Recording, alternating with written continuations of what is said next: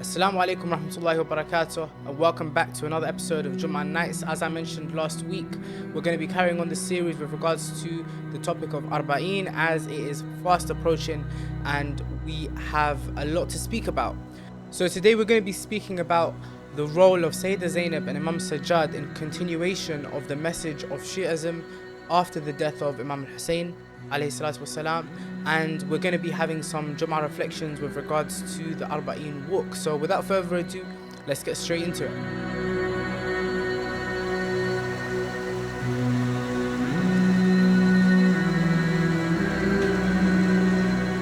So we started our series in Muharram speaking about the plan of Imam al-Hussein and his aims in going to Karbala and the aims behind his martyrdom. So what we want to do is we want to continue that discussion and look at it from a different angle. What were the plan and the aims of Imam al-Hussein after his martyrdom? So in that episode we spoke about the idea with regards to this ayah in Surah Al-Mujadila, where Allah says, Bismillah ar-Rahman ar-Rahim, Alam tara anna Allah ya'lamu ma fi as-samawati wa ma fi al-ard, ما يكون من نجوى ثلاثة إلا هو رابعهم ولا خمسة إلا هو سادسهم ولا أدنى من ذلك ولا أكثر إلا هو معهم أينما كانوا ثم ينبئهم بما عملوا يوم القيامة إن الله بكل شيء عليم. We spoke about this verse where Allah says that, do you not see that Allah knows that which is in the heavens and the earth? There is not a meeting between three people except that Allah is the fourth of them, and not five except that Allah is the sixth of them, and not less than that, nor more, except that Allah is with them wherever they may be. Then He will inform them of what they did on the Day of Judgment. Indeed, Allah is knowing of all things. We spoke about this ayah being in relation to an agreement that was reached between a number of companions of the Prophet, where they plotted with regards to the Ahlul Bayt alayhi salatu wasalam. And the Imam very eloquently explained that it was at this moment, at the moment at which these companions came to an agreement, that Imam al-Hussein had to be killed. He was destined at that moment to be killed.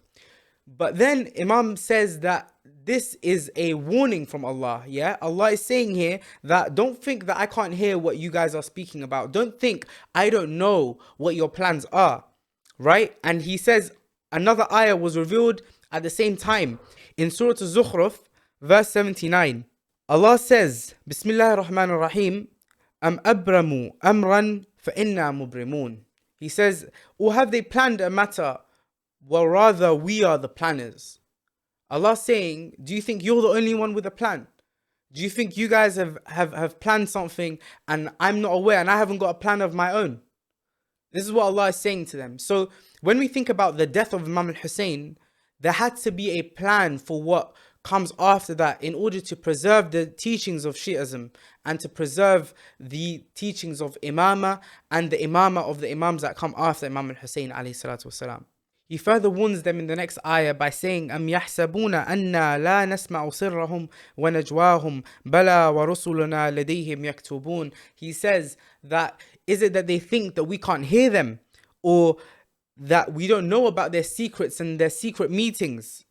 Rather, our messengers are there and they are writing. They're writing everything down, right? So Allah, He's making it clear here that Allah has a plan to combat that which these people are doing. And part of that plan was the martyrdom of Imam al-Hussein alayhi salatu wasalam, so that he could expose their evil in a short-term manner, right? But of course, by killing Imam al-Hussein, they wanted to take away the nur of Allah upon earth, right? Allah says in the Quran, يُرِيدُونَ أَن يُطْفِئُوا نُورَ اللَّهِ بِأَفْوَاهِهِمْ وَيَأْبَى اللَّهُ إِلَّا أَن يُتِمَّ نُورَهُ وَلَوْ كَرِهَ الْكَافِرُونَ. He says that they only wish to extinguish the nur of Allah with their mouths, but Allah does not allow except for His light to be made clear. And Allah says in the Quran, وَمَكَرُوا وَمَكَرَ اللَّهُ وَاللَّهُ خَيْرُ الْمَاكِرِينَ. He says that, and they plan and Allah plans also, but of course Allah indeed is the best planner. So what was the plan, right? If you think about this very logically, sometimes we have this problem as Shia that when we think of the Imams, we think of them as mythical and fantastical people, where we think, you know, whenever they had a problem, they used to solve it using miracles, or they used to solve it using their grand wilaya. They used to just, you know, click their fingers and it would be sorted out.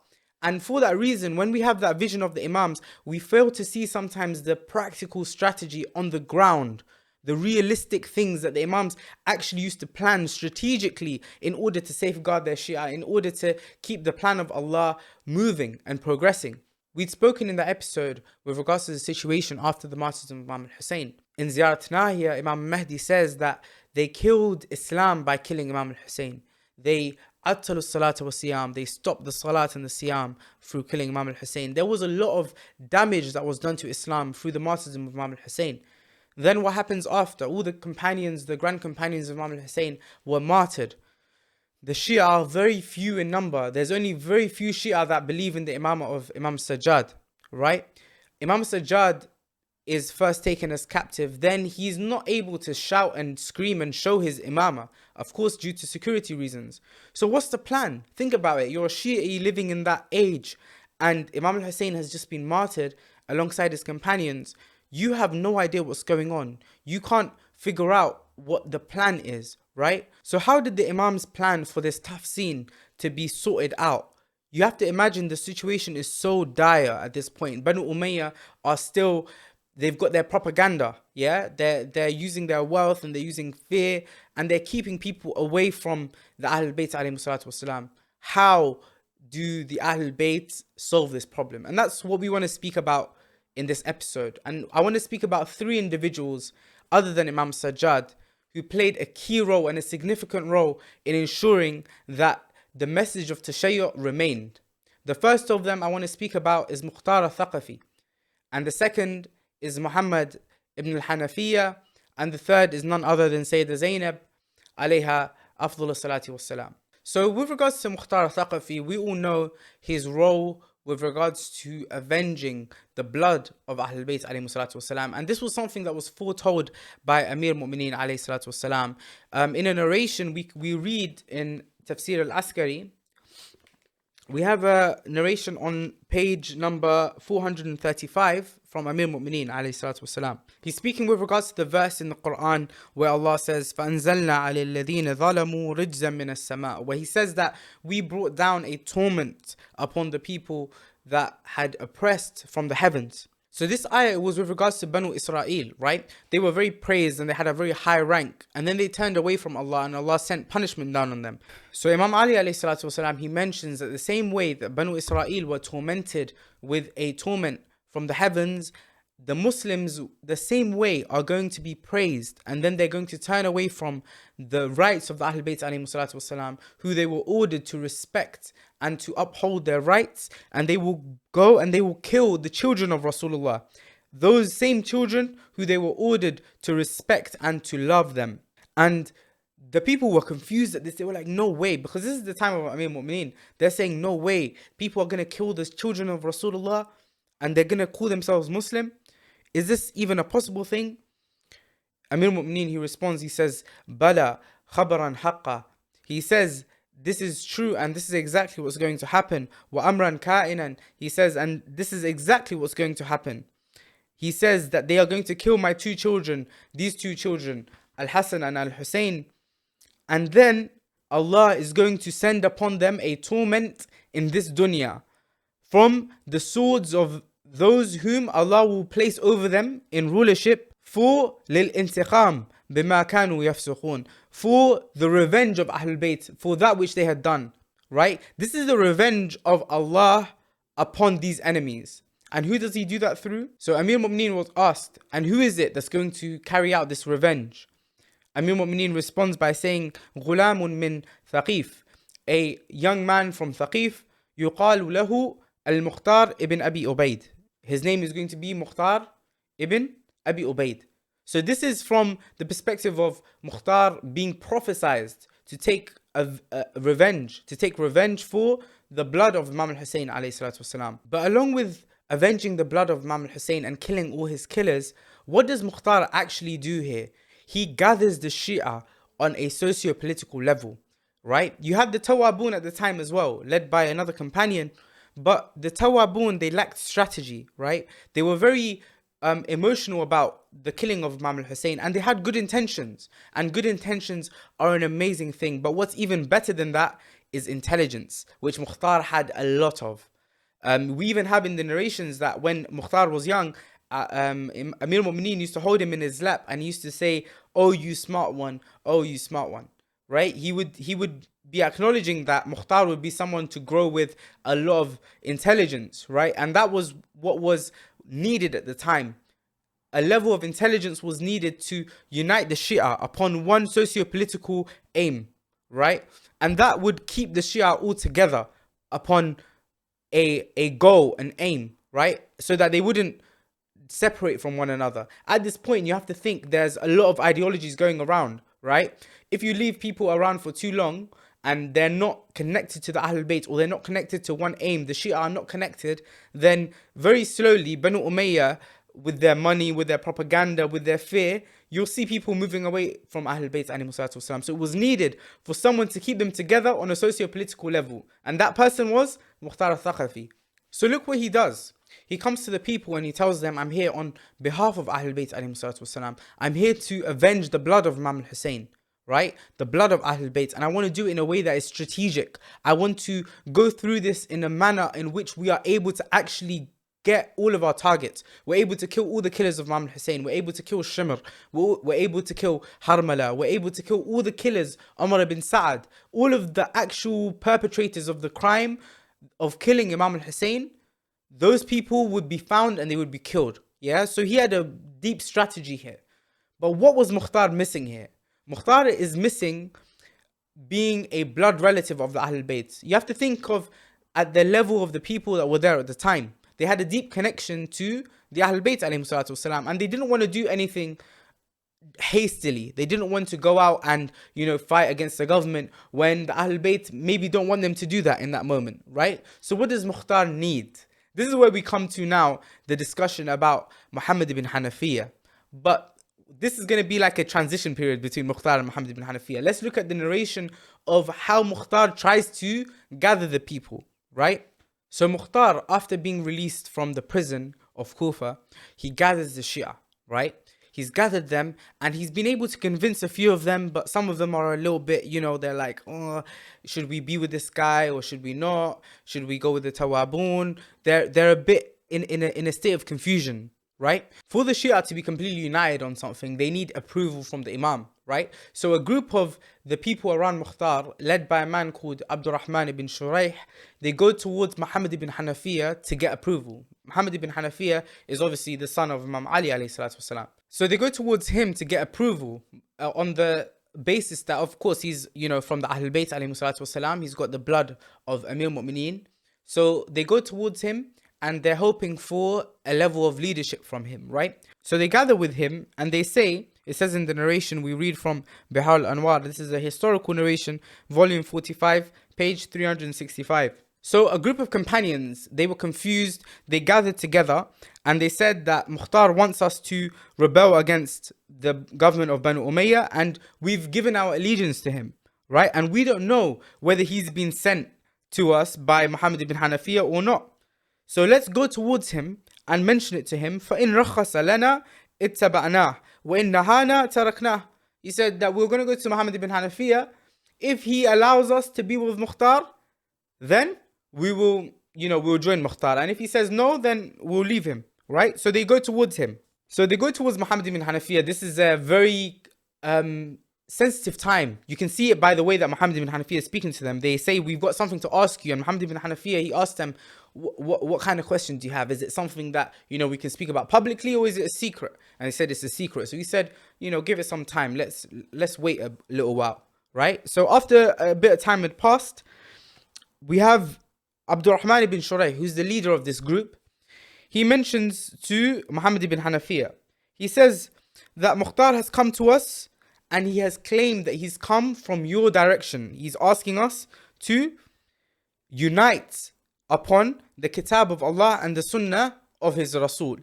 You see, Mukhtar is trying to bring the Shia together on one socio-political aim and to get revenge for the blood of Ahlul Bayt alayhi salatu wasalam. So he mentions فَبَايَعْنَاهُ عَلَى ذَلِكَ. So we gave him bay'ah upon that we will, we will unite upon the Kitab of Allah and the Sunnah of his Rasul and to take revenge for the blood of Ahlul Bayt alayhi salatu wasalam. So if you order us to be with him and follow him, we will follow him. And if you stop us from doing so, then we will stop. So Muhammad ibn Hanafiyya, he listened to all of their words. And then Muhammad ibn Hanafiyya mentioned, with regards to taking revenge for the blood of Ahlul Bayt, he says, قُومُوا بِنَا إِلَىٰ إِمَامِي وَإِمَامَكُمْ Ali ibn al-Husayn. He says, let us all go towards my Imam and your Imam, Ali ibn al-Husayn, to this small group, right? Because Imam Sajjad at this point, he's not publicly like out there, right? So this is in secret. He's taking them towards them. And they came towards Imam Zain al-Abidin. And they asked him, they mentioned the whole matter to him, that Mukhtar wants to do this. What does Imam Zain al-Abidin say? He says, Ya Ammi, لو أن عبدا زنجيا تعصب لنا أهل البيت لوجب على الناس معازرته.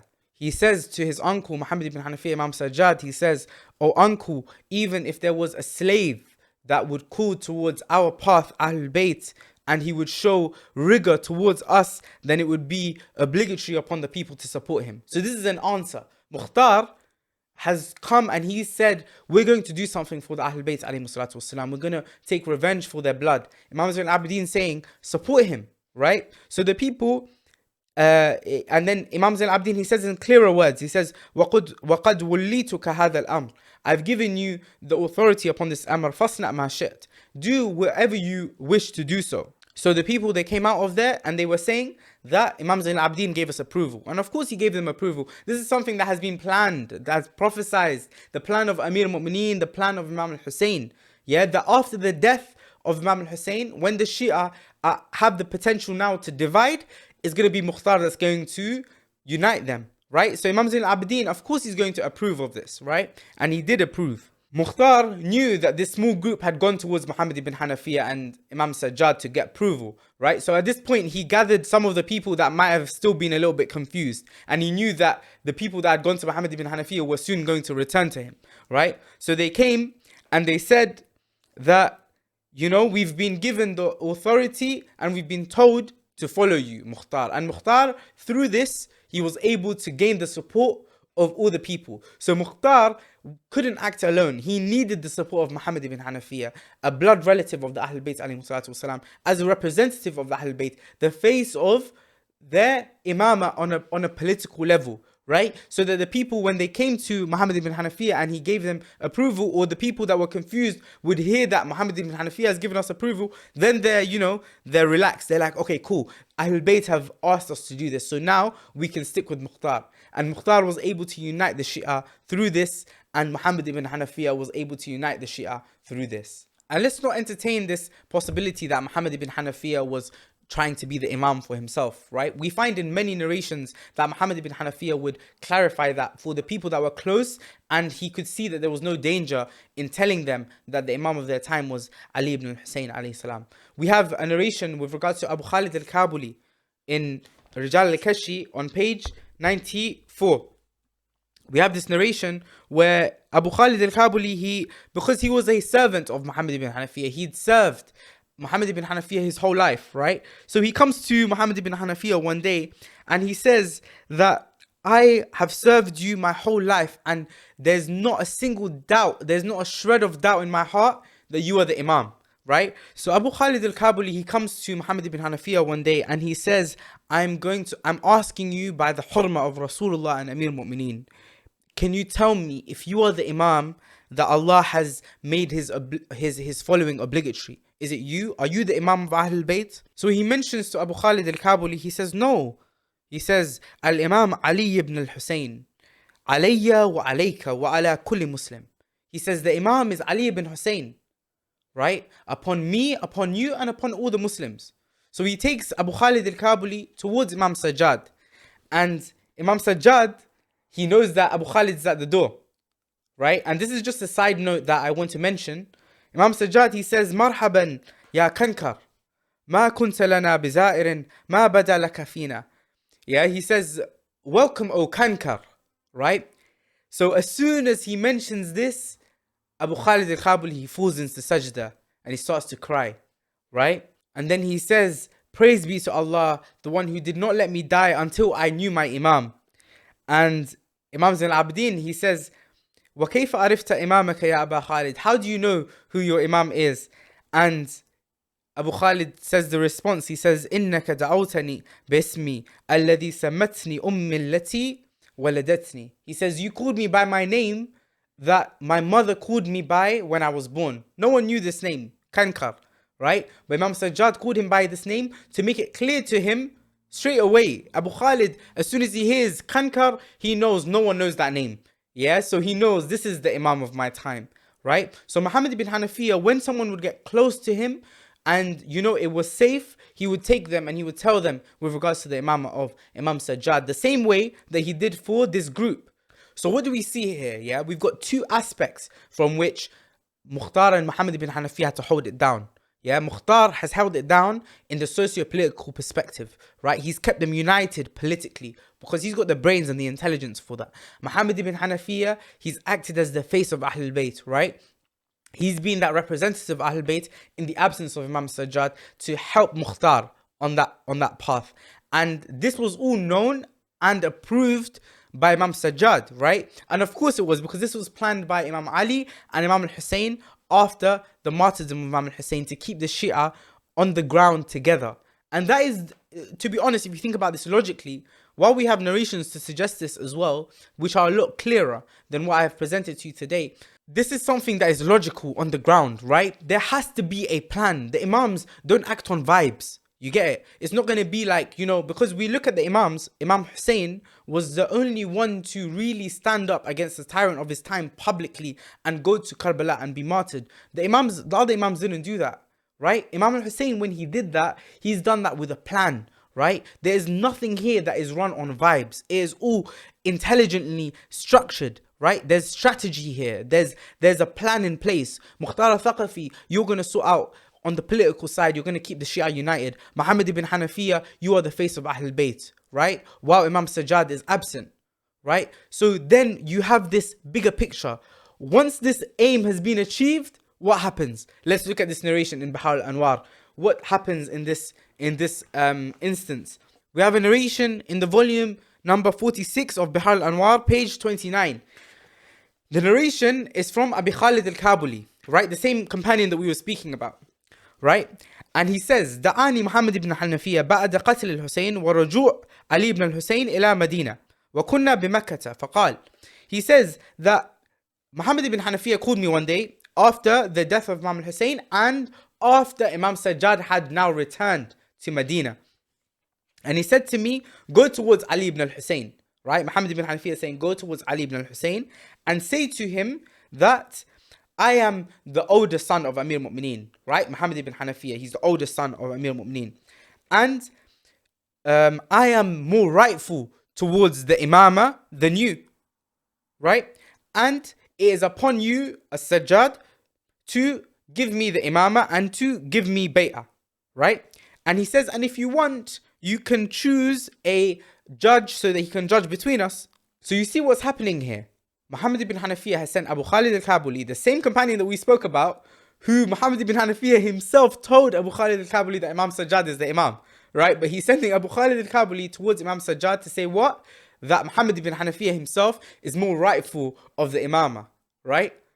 Look at the strategy here, because this is to take the minds of the people and show them very clearly, look, that there's two candidates here. There's Muhammad ibn Hanafiyya, me, and there's Imam Sajjad, yeah? And he wants to make it clear that Imam Sajjad now is the Imam, right? So he sends Abu Khalid al-Kabuli with this task. So Imam Sajjad, what he says is, let's go towards the Hajr al-Aswad.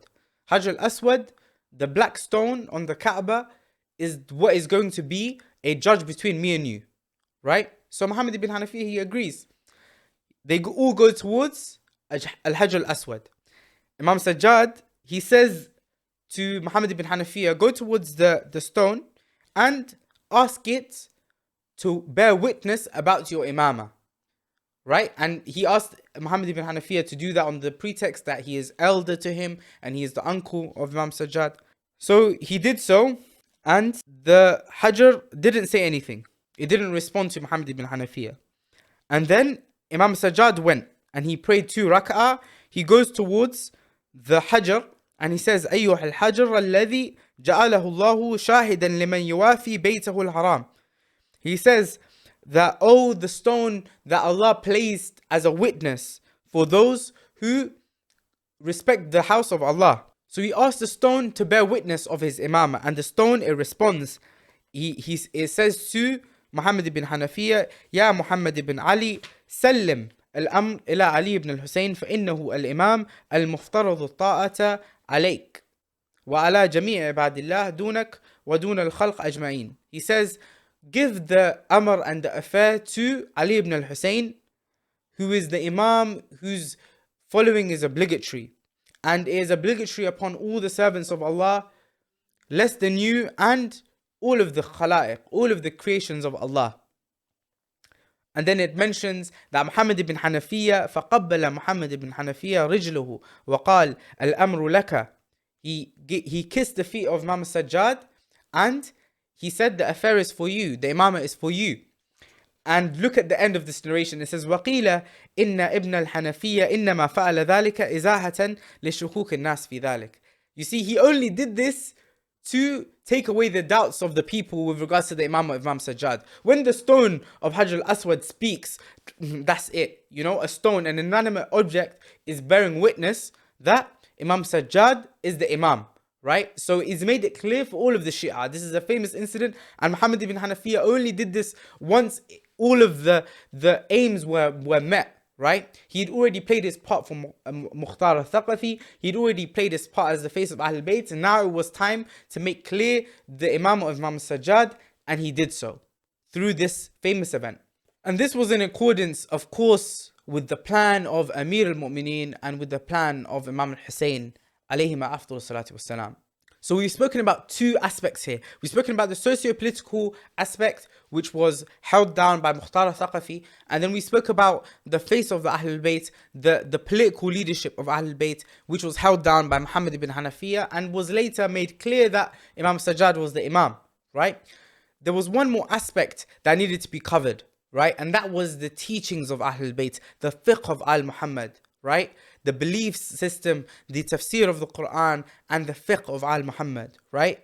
And who else would be there to ensure that this part of the religion was fulfilled other than Sayeda Zainab, right? We find in the narration from Hakima bint Jawad, who we're going to speak about more in the episodes to come, inshallah. On page 459 of Kamaluddin wa Tamam al-Ni'mah by Shaykh al-Saduq, who passed away in the year 381 after Hijrah, he narrates this narration from Hakima bint Jawad, who mentions, this is a lengthy narration, but I just want to look at the end of the narration. She says, اقتداء بالحسين ibn Ali, following in the footsteps of Al-Husayn ibn Ali, فإن الحسين ibn Ali أوصى إلى أخته زينب بنت علي في الظاهر. She says that Imam al-Husayn gave his will to Sayyidah Zainab, the daughter of Imam Ali, in the apparent. فكان ما يخرج عن علي بن الحسين من علم ينسب إلى زينب سترا على علي بن الحسين. Yeah, it says that that ilm, that knowledge that used to come from Imam Sajjad, it used to be attributed towards Sayyidah Zainab, so that Imam Sajjad could remain hidden, his identity could remain safe, right? So this is a third aspect. Look at the strategy of the Imams. Honestly, like for a moment, think about this, yeah? On a practical level, Imam al-Hussein has been killed. His companions are gone, right? The Imam of Imam Sajjad, it can't be something that is too public, right? And you need to hold it down in the religion on three angles: the socio-political aspect, the political leadership of Ahlul Bayt alayhi salatu wasalam. You need to hold down the teachings of the Ahlul Bayt and the fiqh of Al-Muhammad, and all three angles were covered by the plan of Amir al-Mu'mineen.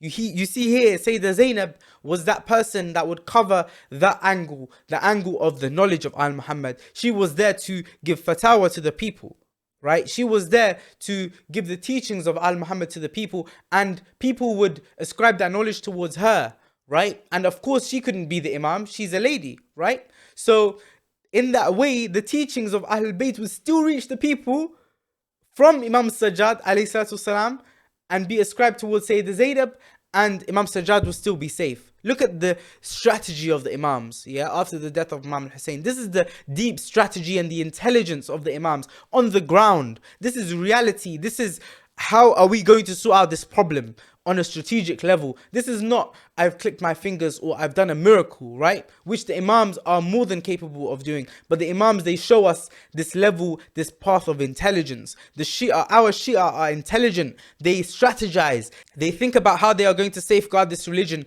that has reached them with our blood. The blood of Imam al-Hussein was sacrificed for this religion, right? This is the safeguarding, the deep plan that they went through and they enacted in order to safeguard the religion of Muhammad and Ali ibn Abi Talib. And then while this is all happening, of course, Imam Sajjad is a huge part of this strategy as well. How is Imam Sajjad dealing with this, right? Imam Sajjad, we have just an excerpt or an example of the makr, the plan of Allah in safeguarding the imamah of Imam Sajjad, right? And how Imam Sajjad would do this, right? We have the example of Sahifat Sajjadiyya, the du'as that were written by Imam Sajjad, which act as teachings from him for his Shia. Yeah, a lot of the time, people have this misconception that these are the du'as that Imam Sajjad used to make himself, right? For example, the du'a for your parents, right? That's not the du'a of Imam Sajjad for Imam al-Hussein. This is him teaching the Shia how you should pray for your parents. There are some du'as in Sahif Sajjadiyya which are there specifically for the Shia of Al-Ghaybat al-Kubra, for us, right? And for the community that we are supposed to have become, right?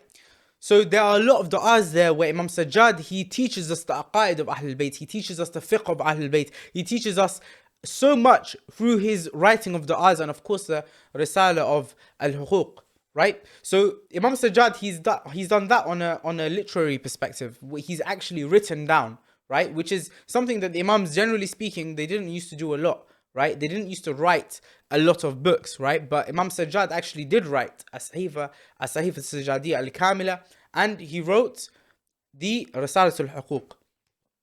But let's look at an example of how Imam Sajjad used to ensure that the tashayyu' would keep strong in the people, right? Look what Imam Sajjad used to do. We have a narration here, and I'm reading from Bihar al-Anwar, volume 49, page 103. This is a narration that we find actually in Iqbal al-A'mal by Sayyid ibn Tawus. He narrates from Imam Sadiq alayhi salatu wasalam that Imam Sadiq says that when Imam Sajjad, when it used to enter the month of Shahr Ramadan, he never used to punish or to give any discipline to any of his servants. And if any of his servants were to do a mistake, Imam Sajjad would write it down. Yeah, he would say that this person, he's done this mistake, and this lady servant has done this error, and he would write it down, and he wouldn't give them any punishment or any discipline for the mistake that they did. And then when it would be the last night of Shahr Ramadan, what would Imam Sajjad do? He would call all of his servants into one place, and he used to show them that which he had written down, right? It says, Ya fulan fa'alta kada wa kada. He would say to the person, look at this list, this is what you have done. You've done this wrong and you've done this wrong, right? And he says to them, وَلَمْ أُؤَدِّبْكَ أَتَذَكَّرْ ذَلِكَ. He says, and I didn't punish you or discipline you for that. Do you remember that? And he says, Bala ya ibn Rasulillah. He says, yes. They would say, yes, O son of the messenger, we remember that you did not punish us for that. And he would get all of them and he would do the same thing. He would show them all of their errors and the fact that he did not punish them for them. And then look what Imam Sajjad would do. This is the beauty of Imam Sajjad. Listen to his words. He says, ارفعوا أصواتكم وقولوا. He says, raise your voices and say, Ya Ali ibn al-Hussein, إن ربك قد أحصى عليك كل ما عملت كما أحصيت علينا كل ما عملنا. He says, say to me, O Ali ibn al-Hussein, indeed your Lord has written all of the things that you have done the same way that you have written all of the things that we have done. وَلَدَيْهِ كِتَابٌ يَنْتِقُ عَلَيْكَ بِالْحَقِّ لَا يُغَادِرُ صَغِيرَةً وَلَا كَبِيرًا مِمَّا أَتَيْتَ إِلَّا أَحْصَاهَا. He says that he's going to have a book that's going to speak against you with truth. Yeah, he's asking the servants to say this to him. And that book is not going to miss out anything, not a small thing, not a big thing, except that it's going to count it. So he's saying to them, the same way that I've written all the things that you've done, and I've not punished you for it, right? Say to me that your Lord has written down all the things that you have done, O Imam Sajjad. And the Imam Sajjad doesn't do any errors, he doesn't do any sins. He's saying this to his servants to say this to him. And he used to repeat these lines. He would carry on and say a lot of these things, and he would say to them to say it to him. And he would stand amongst them. It mentions وَهُوَ يُنَادِي بِذَلِكَ عَلَى نَفْسِهِ وَيُلَقِّنُهُم وَهُمْ يُنَادُونَ مَعَهُ وَهُوَ وَاقِفُ بَيْنَهُمْ يَبْكِي وَيَنُوحُ وَيَقُولُ. He used to be amongst them, and they would be repeating this, right? That asking Allah for forgiveness on the last night of Shahr Ramadan. And he would say, Rabbi, innaka amartana an na'fu amman zalamana. He says, oh my Lord, you have ordered us to forgive those who have oppressed us. And we have forgiven those who have oppressed us the way that you have ordered us. So please forgive us also. فَاعْفُ عَنَّا فَإِنَّكَ أَوْلَى بِذَلِكَ مِنَّا وَمِنَ الْمَأْمُورِينَ. He says you are more worthy of doing so, of forgiving those who have oppressed us. So Imam Sajjad, he would do this every year in Shahr Ramadan, right? He would gather his servants and he would do the same thing. He would leave this great idea in their minds. This was like the last time he would be seeing them, right? And he would free them in such a way that they would never forget the way that he freed them, and giving them a deep insight into the forgiveness of Allah and the mercy of Allah and the beauty of the belief of Al-Muhammad and the teachings of Al-Muhammad. He would say to them, قَدْ أَفَوْتُ عَنْكُمْ فَهَلْ أَفَوْتُمْ عَنِّي وَمِمَّا كَانَ مِنِّي إِلَيْكُمْ مِنْ سُوءٍ. He says, I have forgiven you. He's saying to his servants. Look at this. Imam Sajjad, when he's speaking to his servants, these aren't servants. Imam Sajjad hasn't brought them to serve in his house, right? He's brought them to teach them, to give them a level of understanding about the teachings of Al-Muhammad, and then to let them out into the community, to go and share their knowledge as well. He says, have you forgiven me the same way I have forgiven you? Have you forgiven me for the bad things that I would have done to you? And then they would respond to him, they would say, قَدْ أَفَوْنَا عَنْكَ يَا سَيِّدَنَا وَمَا أَسَأْتَ. He says, we've forgiven you, oh our master, and there's nothing that you've ever done wrong. You've never been evil to us. You've never done anything to us that has been wrong, right? These servants, they know this, but Imam Sajjad, he is showing them this beauty of the understanding of the mercy of Allah, the forgiveness of Allah.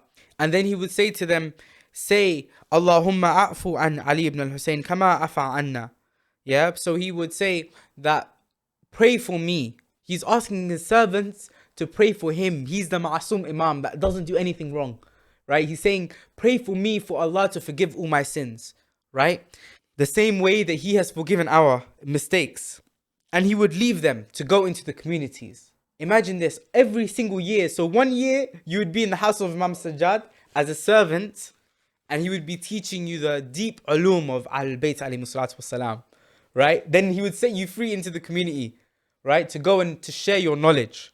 This is a course. Yeah, he's giving them a free course into the ulum of Ahlul Bayt alayhi salatu wasalam. He's actually thought about this. This is strategy. Yeah, this is bringing people into your household, showing them the beauty of the Imam. If you live with Imam Sajjad, you're going to see the beauty in his personality. You're going to see the knowledge of Imam Sajjad. You're going to naturally be inclined towards him. If you're a normal person, what kind of a normal person is going to be with the Imam and not be naturally inclined towards him? After a year, you will have learned so much that now you're going out free into the community and you are spreading the knowledge of Imam Sajjad alayhi salatu wasalam. This is the course and the strategy that the Imams had in place for Tashayyu'. This is how the Tashayyu' reached us through their blood and their sweat and their tears. This is the strategy of the Imams. And this is something we need to learn from as their Shia. We need to learn strategy. We need to learn how to be smart about the things that we do. Safeguard our religion. Safeguard the aims of Imam al-Hussein. Safeguard the aims of Imam Sajjad in our following of them. In our following of Ahlul Bayt alayhi salatu wasalam. So that when they look at us, they're proud of us. They want to be proud of us. We are their Shia. We don't want them to be disappointed. The Imams, they're merciful. They're going to look at us and they're going to say, you know what? You messed up, but it's okay. They are father figures. They represent the rahmah of Allah, right? But what would you rather have? Would you rather have the father that is disappointed, but is still there to support you? Or would you rather have the father that is proud of you, to call you his Shia, to call you his Shia. When the Imam says, these are my Shia, you want him to be proud, right? We need to incorporate strategy and intelligence into how we understand Tashayyu on the ground. We can't expect the Imam to come back and to click his fingers, right? That's not what's going to happen. The Imam wants us to set the groundwork and the framework for him to do what needs to be done, right? And that is our responsibility as Shia. And for that reason, I recommend all of us to read these narrations, to look at the strategy of the Imams on the ground, right? To see how they used to plan and to safeguard the religion of Shi'ism. And of course, we can never be like them, but we can strive to move in their example, right? These were the proofs of Allah on his earth, and these were their efforts and the blessings that they left for us. Peace and blessings be upon them. Alayhimu salatu wassalam.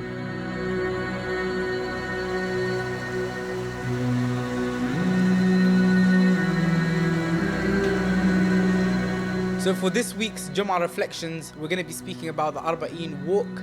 As we all know, we have a lot of friends that have gone, or you might be there yourself right now on your walk from Najaf to Karbala. We spoke about the prophecy with regards to the walk of Arbaeen last week in our episode, and we spoke about how this is a sign of the coming of the Imam of our time.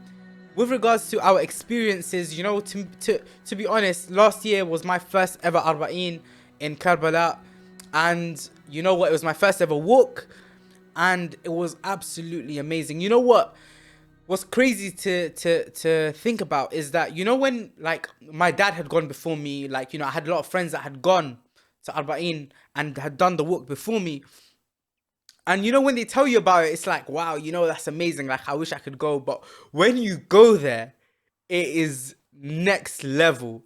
Like, you wouldn't even be able to imagine what actually happens there. You know, like I remember I started walking from the Haram of Amir Mu'mineen, right? And you know what, to be honest, yeah, like that was my first time. So I was expecting it to be like, okay, cool, I'm going to walk for like maybe 10 minutes, 15 minutes, and I'm going to get to the first pole and I'm going to start my walk, right? Because I've been told that there's 1,000 poles or 1,000 and something poles.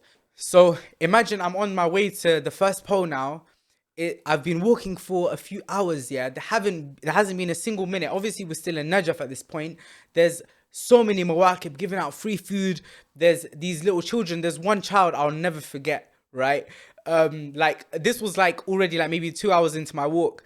And like generally speaking, I'd eaten quite a bit already. And this child, he comes to me in the road and he's like, please come, let's have some kebab, right? He's got some wraps out and he's trying to, and I'm really not hungry at this point. I've eaten a lot, so I'm like, you know what, thank you so much. And I've gone to kiss him on the forehead, right? And he's refused. He said to me, no way you're gonna kiss me on the forehead. You're Zair of Imam Hussein, right? And that child, right, that's something that stuck with me. He was like 9-10 years old, and look at the level of love he has for Imam Hussein. Look at the level of respect that he's been it's in his blood, it's in his mind for the Zair of Imam Hussein. No way he can kiss me on my forehead. I'm not doing anything huge, right? This is what I'm expected to do. He's not even thinking of that as something mad. Like at 9 or 10, me to be standing outside in the heat and to be giving food to people, I can't see myself doing that at the age of 9 or 10. And it's these little moments that stick with you. I haven't even got to pole 1 and 3-4 people have already invited me into the houses. Come pray salah in my house. Come rest in my house, right? Then you get to the first pole after like 3 hours or 4 hours of walking, right? Or maybe I was just walking slowly, I don't know. But you get there and you're like, okay, cool. All right, we're at pole 1, right? And you have to go 1,000 poles. There was never a single point in that journey where I ever felt I'm thirsty. And that's what I found crazy, right? In that heat in Najaf, between Najaf and Karbala, I don't know what it was. It might have been like 45 degrees or something. It is heat, bro. Like you are sweating hot, yeah? And throughout that journey, yeah, which took me about a day and a half, there was not a single time where I actually felt like, you know what, I'm thirsty and I haven't had water, right? At every single moment, every single step, yeah, every 10 poles, there's water being given out, there's food being given out. I never felt hungry. I never felt, you know what, this is uncomfortable place to sleep in, right? Every single part of that walk for me was comfortable, was pure love. And you see all these people and you look at them and you know, these are my people. These are all people that are walking towards Karbala, and you can't believe it. You genuinely can't believe it. Like, at any point in the day, any point in the night, you will see people walking and walking, and people from Iran, people from all around the world, India, Mawakib from India, Mawakib even from China, I think I saw last year. We had Mawakib from the African brothers, Nigerian brothers, right? You have the Khoja Mawakib, you have the locals and their Mawakib. You have Mawakib from every single part of the world. You have people from every part of the world all walking towards Imam al-Hussein. You can see all these people and it just fills you with love. And you know, at that moment, there's nowhere else you'd rather be. Right? You're in the heat of Najaf and Karbala, right? 45, 50 degrees, and you're walking outside, and trust me, there is no place you would rather be. And that, for me, it was just an immense, beautiful experience that I will never forget in my lifetime. Like, inshallah, I can go again, and I can go again and again every year. I hope to be from those who are written as the visitors of Imam al-Hussein every year, Arbaeen, inshallah. But that first time, I'm sure that will be something that I will never be able to forget. We have to bear in mind as well that this ritual of the walk of Arbaeen is one of our biggest weapons at the moment as Shia for da'wah towards tashayyu'. This is something that's done by millions, right? This is something that is, and I can guarantee you, yeah, that if you go to any person, yeah, that's not even a Muslim, even someone that is an enemy of Islam, right? And you tell them, yeah, for 80 kilometers, yeah, you can walk from Najaf to Karbala, and just out of the love that people have for Imam al-Hussein, you will never go thirsty. They'll give you free food. You'll have a free place to sleep. You'll be looked after. There'll be people begging you to massage your feet. That even that enemy of Islam will be like, wow, right? This walk, this Arbaeen walk is our biggest weapon and our biggest tool that we can use for da'wah towards the shay'u. So let's use it for that. Everybody that goes, you know, some people, they say, you know, you're on ziyarah, why are you on social media, right? Why are you taking pictures? Why are you taking videos? But you know what? This is actually a big weapon for us, right? Every single person that goes, if they take a picture or they take a video and they put it on social media, they put it on Twitter or they put it on Facebook or they put it on Instagram, that's going to be all of their followers seeing it. They're going to be like, wow, you know what? The Arbaeen walk, they're going to be encouraged. They're going to be like, I want to go. I want to see what this is about. I want to know why these people are giving so much in the name of Imam al-Hussein. Who is Imam al-Hussein? Yeah, who is this person that people are willing to give free food in the name of, free water? They're able to give you all of their services. They close down all of their businesses. They save their money all year to set up the mawakib for Arbaeen, to serve the zawar and the visitors of Imam al-Hussein. Who is this person? Right? Any logical, simple individual would think that. They would like, why are these people so passionate and why are they ready to give so much in the name of this mission and this aim? What is this aim about? Right? So let's use it as a tool for da'wah towards tashayyu'. It's the ultimate show of sacrifice and love, right? And that's what's going to bring people towards tashayyu'. One of the brothers, actually, he's a sheikh. He said something profound. I don't know if he would be okay with me saying his name. But he said something very profound with regards to the ziyarah of Arbaeen and our attitude as people coming from the West towards the ziyarah of Arbaeen. A lot of the time, what we think about is, what can I get out of this ziyarah? Right? What am I going to go and ask Imam al-Hussein for? What am I going to go and, you know, ask for, like, my hajat? I want a new job, for example. I want to get good grades. I want to get married, right? All of these things, you're going to be like, okay, cool. I'm going to list up all the things that I want from Imam al-Hussein, yeah? And I'm going to go say it to Imam al-Hussein, right? This sheikh, he pointed out something beautiful. He said that instead of thinking, what can we get out of this ziyarah? We should be thinking, what can we give to this mission? of ziyarah? What can we give to this walk of Arbaeen? He said if you go to one of those old ladies, for example, in Iraq, that are giving out tea or they're giving out food, and you ask them, why are you giving out food? They're never going to respond to you for the reward, or to go to Jannah, or to get this, or I've got this haja, or never. They're going to say to you, I love Imam al-Hussein. This is the least I could do in the service of Imam al-Hussein. This is the least I could give to the zawar of Imam al-Hussein. In their minds, they're thinking, what can I give to this mission? This is something that is so beautiful, right? What can I do to make it bigger, right? What can I do to make it a bigger a movement, a more beautiful movement, something that more people can know about, right? And this is the attitude that we should have when we go to the ziyarah of Arbaeen. How can we actually contribute to this movement? And inshallah, that is something that is at the top of our minds when we are walking towards the master of existence, Aba Abdullah al-Hussein. To all those that have gone for the ziyarah of Arbaeen this year, please ensure that you keep us in your du'as and you make prayer for us to be among the visitors of Imam al-Hussein next year, inshallah, for Arbaeen. I hope that's been a beneficial episode with regards to the legacy of Imam Sajjad and Sayeda Zainab, with regards to upholding and safeguarding the religion of Muhammad wa al-Muhammad. And I hope you enjoyed my little reflections with regards to my Arbaeen walk last year. I'll see you again next week with a new series where we'll be speaking now about women in Islamic history. I'll see you again next week to continue that. Wassalamu alaikum wa rahmatullahi wa barakatuh.